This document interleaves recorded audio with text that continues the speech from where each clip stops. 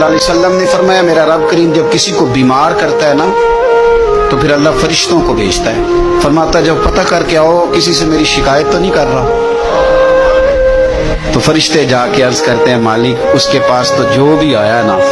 اس نے یہی کہا کہ الحمدللہ جس حال میں اللہ نے رکھا ہے میں راضی ہوں۔ اس نے تیری شکایت نہیں کی، اس نے تیری رضا پہ اس بیماری کو تیری طرف سے آزمائش سمجھ کے قبول کیا۔